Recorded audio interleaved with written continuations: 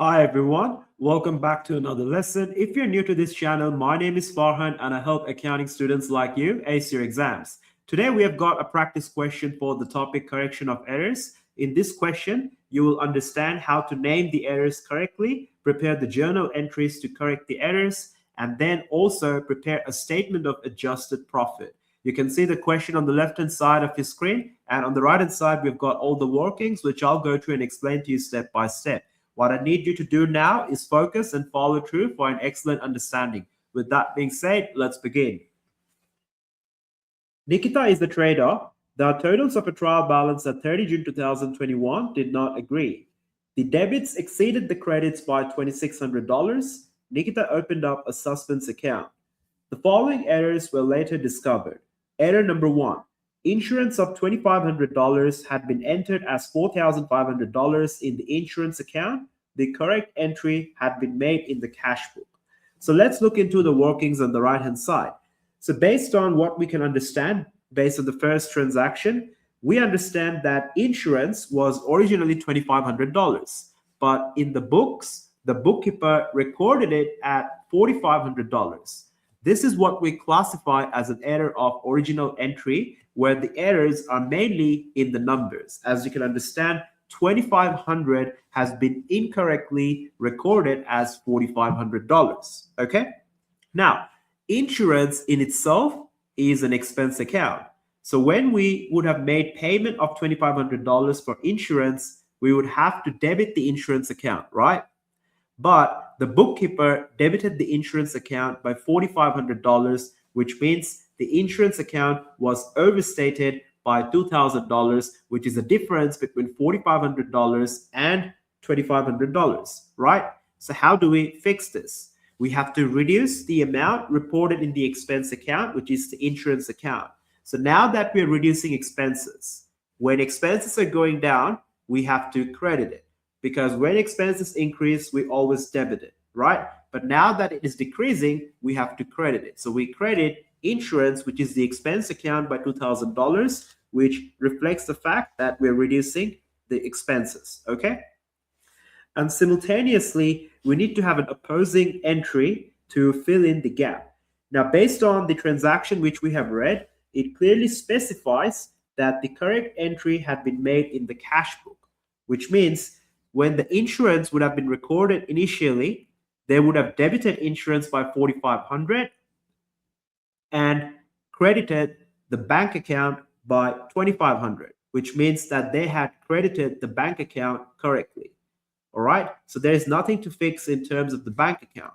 So when we are preparing this correction, we understand journal entries must be always having debits and credits which are equal to offset anything that's remaining. So if we had already credited the insurance account by $2,000, we can only bring in the suspense account to fill in this gap, and that can be achieved by debiting the suspense account by $2,000, which we have done in this case. All right.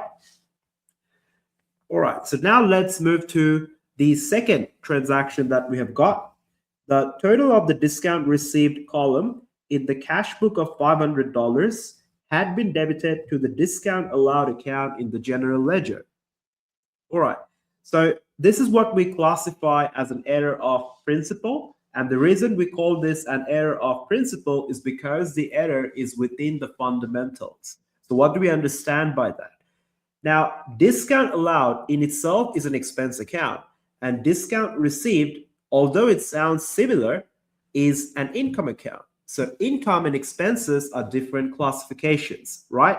So when we mistake the classifications and when we record stuff in the wrong accounts, in terms of these classifications, we are violating the fundamentals. Therefore, we call this an error of principle. Now, let's understand the error that was made. So based on the transaction we have read, we understand the discount allowed account was debited by $500, right? So this is the error that was made. So how do we correct this? Discount allowed in itself is an expense account. Why is this an expense account? Because discount allowed refers to the business losing some cash when they're allowing the customers to pay at a lesser rate than what was originally supposed to. All right. So therefore, the business is taking some kind of loss, which is an expense. So therefore, discount allowed would be always debited if it was correct. But there was no discount allowed to begin with in this question. It was only discount received. So what we have to do as part of a correction is to first remove this expense, which we would have originally debited. So the way we remove it would be to credit the discount allowed account by 500. Simultaneously, we understand we have income which we have earned, and that is discount received. And this is the income we earn when we pay less to our supplier than what we thought we had to, because the supplier was generous to us.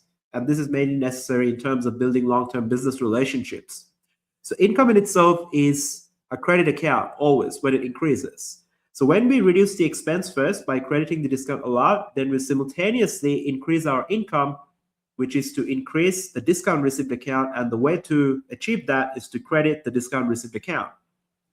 Now you can see altogether we have $1,000 in total on the credit side, which means to come and fill in the gap, we would need $1,000 on the debit side, and that can be achieved by including this difference in the suspense account. So we debit the suspense account by $1,000. All right. So there are 3 lines of entry altogether. So in this line of entry, after the correction has been achieved, we understand we reduced our expenses and simultaneously we increase our income, which is the discount received account. Now let's read the third transaction, which we've got. Credit sales of $1,400 to Cudgel had been correctly entered in the sales account, but debited as $1,000 in Cudgel's account. Again, we have an error of original entry, where the error is mainly within the numbers. As you can see, the amount is $1,400, but in the books, it has been recorded as $1,000. Now, we understand Cudgel can only be a trade receivable or an accounts receivable or a credit customer. And how we can confidently say that? Because we're receiving money from Cudgel, as the question clearly mentions. As the question clearly mentions that we have a credit sale with Cudgel, right? So the moment we make a credit sale, Cudgel becomes a credit customer, and we call it trade receivable or accounts receivable. So we understand that in the books, when we would have made the credit sale to Cudgel, what would have been the initial entry? Let's talk about that. So the initial entry that our bookkeeper would have performed would have been to debit the account for Cudgel by 1,000 and to credit the sales revenue account by 1,400, which the question mentions was done correctly. But we can understand that the account for Cudgel, who is the trade receivable, the credit customer, our asset, has been understated by $400. And now that we have to increase our assets as part of the correction, we can achieve that by increasing the balance in the account for Cudgel, which is to debit the account for Cudgel by $400 as part of a correction. So we debit the account for Cudgel by $400, and simultaneously, we would credit the suspense account by $400 to fill in the gap. And the reason the suspense account is brought into place because we recorded the sales entry originally correctly, okay? Now, based on this third transaction, we can understand that no income and expense accounts are affected, because when we debit the account for Cudgel, it's essentially increasing our current assets because Cudgel is a credit customer, right? And we expect to receive $1,400 in payment in the future from Cudgel. So there are economic benefits attached to it, which is the reason that we are calling Cudgel an asset, being a trade receivable. Now let's look into transaction number 4. A check of $700 received from Anissa had been correctly entered in the cash book, but credited to Aisha's account. All right, so this is what we can refer to as an error of commission. And an error of commission occurs when we make the error in the same category, which is the category of a credit customer in this case, but we end up recording it in the wrong account, which in this case is to record in the account of Aisha instead of recording it in the account of Anissa. So we have misplaced when recording by recording it incorrectly in the account of another credit customer. So what has been done if we were to look at the journal entry that was originally made by the bookkeeper, was that the correct entry in the cash book, which would be to debit the bank account by $700 to reflect the fact that a check has been received, would have been recorded, right? Because assets are going up. And simultaneously, the bookkeeper made a mistake by crediting the account for Aisha, which is the wrong customer account. Because Aisha paid us, the bookkeeper thought that Aisha doesn't owe us money, and now that the credit customer's balance owed to us goes down, assets are going down, so we would be crediting Aisha's account by 700. But as part of a correction, we understand that this check wasn't received from Aisha. So the way to fix this is to first increase Aisha's account to the original balance, and the way we can do it is to offset the credit by first debiting Aisha's account by 700, which entirely offsets the previous credit entry made. All right. Now that we have fixed the balance of the Aisha's account, then we credit Anisa's account by 700, which reflects the fact that the balance Anisa as a credit customer or as a trade receivable owes to the business is now decreasing because of the confirmation of the check received through the bank account of $700. So as we can understand, in this correction, only trade receivable accounts are affected, which is the account for credit customers, which are asset accounts essentially. So therefore, no income and expense accounts are affected, right? All right. So now let's look into our requirements for the question. So we have already prepared answers to the first part of the question, which is to prepare the journal entries to correct errors 1 to 4. And now we are required to prepare the suspense account. Now, if you recall, at the beginning of the question, it clearly mentions that the debits exceeded the credits by $2,600, and a suspense account was therefore opened. So if debits are exceeding the credits by $2,600, the suspense account will only be opened to fill in the gap, which is on the credit side. And we can fill in the gap by starting with an opening credit balance of $2,600, okay? So let's look into the suspense account, which we have on the left-hand side. So you can see, we understand that the suspense needs to come and fill in the void of $2,600 on the credit side. So therefore, we start with the difference that we have here. So TB difference simply means the difference from the trial balance, which is $2,600. And you can see we're doing it at 30 June 2021 because that was the day the errors were discovered. So we are starting with the credit balance of $2,600. And based on the correcting journal entries we had done before, we would be offsetting this $2,600 one at a time. Now, let's go back to part A, where we have prepared our journal entries for each of the 4 transactions. We are only interested in journal entries where a suspense account was included as part of a debit or a credit entry. Starting with error number 1, you can see we are debiting the suspense account by $2,000. So which means in the ledger account for suspense that is presented here on the left-hand side at 30 June 2021, the suspense account is being debited.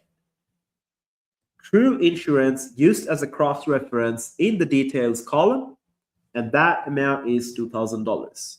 All right. Now, what about error number 2? So when it comes to error number 2, as part of a correction, we debited the suspense account by $1,000, which means let's go back to the ledger account. So on the debit side, we understand that there are 2 cross-references in the details column, discount allowed of 500 and discount received of 500, which altogether added up to the 1,000 that has been debited as a whole for the suspense account. What about error number 3? Error number 3 has suspense being credited by 400. So we now go to the credit side of the ledger account and we use schedule as the cross-reference in the details column, and we record $400 here. All right. Error number 4, there is no effect on any kind of suspense accounts in this case.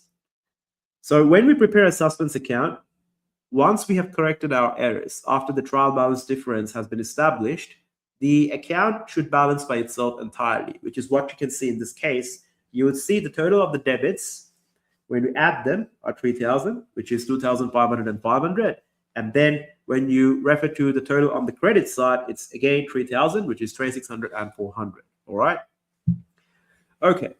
Now, so let's go to the last part of this question. Complete the statement to show the effect on the profit for the year of correcting errors 1 to 4.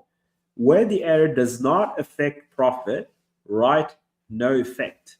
And afterwards, derive the corrected profit for the year ended 30 June 2021 for Nikita. Now, let's start with error number 1. So we have been provided with a draft profit or an unadjusted profit of $28,000 prior to the correction of these errors. And now let's start with error 1. So when we had corrected error 1, we understand we had credited the insurance account. And because we're preparing a statement of adjusted profit, and because we know profit is simply the difference between all revenues earned and all expenses incurred, our only concern is to look for entries when we have prepared the journals where income and expense accounts have been affected. Now, I know we have been already discussing this while we were doing the entries, but let's do a quick recap again. So in the first error that we had fixed, we credited the insurance account by $2,000. And when we credit the insurance account by $2,000, expenses are going down by $2,000. So when expenses go down by $2,000, what ends up happening? Profit goes up by $2,000 because of the inverse relationship. So that is why you can see that we have been given two columns for increase in profit and decrease in profit. So as part of the correction for error 1, we are recording $2,000 increase in profit, which we understand based on the correction we have done. So what about error number 2? So in error number 2, when we are crediting the discount allowed account, we are reducing our expenses. And when we reduce our expense by 500, our profit goes up by 500, right? So hold that thought. Then we are crediting discount received again by 500, which means income is going up by 500, which means profit is again going up by 500. So altogether, profit should go up by $1,000, right? So therefore, as part of error number 2, increase in profit is $1,000, which you can see we have recorded. Error number 3 and error number 4, we have written no effects for both. And we understand that why? Because error 3 and error 4 has no income and expense accounts affected, which we had already discussed before. All right. So what's the total? So we know the total increase in profit is 3,000, which will be added to the draft profit of 28,000 to give us an adjusted or corrected profit for the year of $31,000. Oh, I forgot to tell you that this question is from 2021 past exam paper, mainly the 0452 code, and variant is 22, which you can already see here. And it's for the months October and November. So I believe you had an excellent understanding in today's session. That's exactly how you score a full mark, which is 20 marks allowed for 3 parts of this question, A, B, and C, which is to prepare the journal entries, followed by a suspense account, then followed by the corrected profit calculation. All right, so that's all for today's lesson. If you found value in this content, make sure to drop a like and subscribe to this channel for more videos that I'll be uploading soon. And I'll see you in the next lesson.